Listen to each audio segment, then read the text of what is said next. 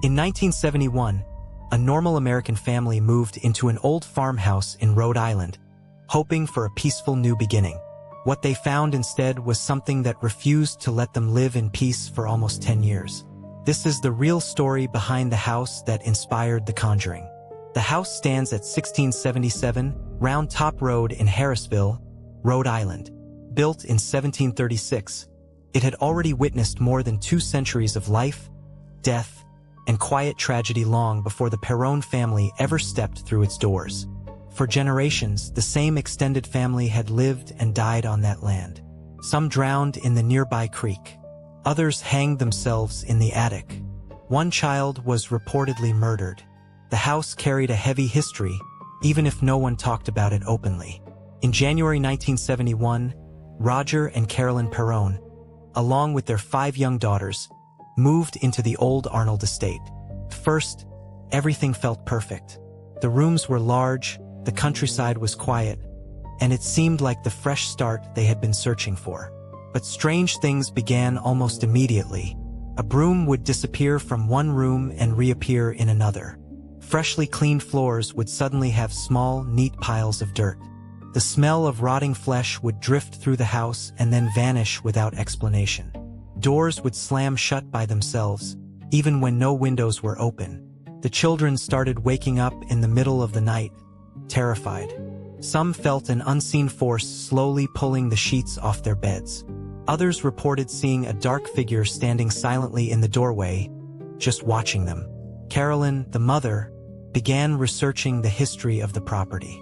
What she discovered was deeply unsettling. Over the generations, several people connected to the house had died in tragic and unnatural ways. One name kept appearing in the local stories: Bathsheba Sherman. According to legend, she had been accused of witchcraft in the 1800s and was linked to the death of a neighbor's child. Whether she was truly responsible or not, the family became convinced that something angry and resentful was living in the house with them. The activity grew darker and more personal. Carolyn started waking up with unexplained scratches on her body. Objects flew across rooms. The children became afraid to sleep alone.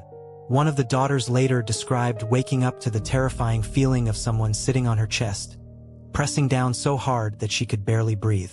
The fear was no longer just strange noises. It had become physical. By 1973, the family was desperate. That was when Ed and Lorraine Warren, the well-known paranormal investigators, arrived at the house.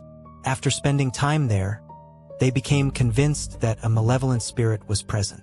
During one seance, Carolyn reportedly began speaking in a deep voice that was not her own.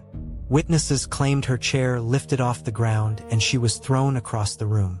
Roger Perron, terrified for his wife's safety, ordered the Warrens to leave immediately and never return. Despite everything, the family stayed in the house for nearly 10 years. Not because they wanted to, but because they simply could not afford to leave.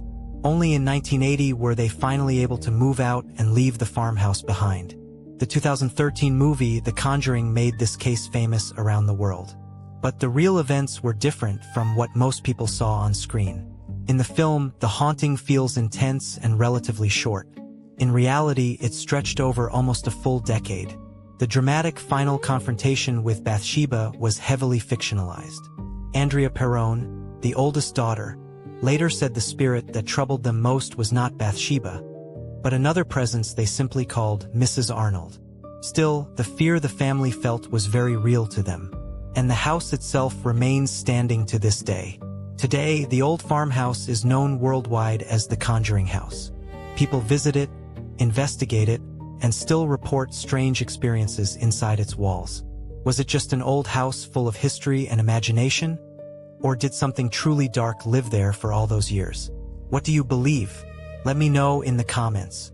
If you want more real haunted stories from America, make sure you subscribe and turn on the notification bell. This was Raazora Info. Stay curious and sleep with the lights on.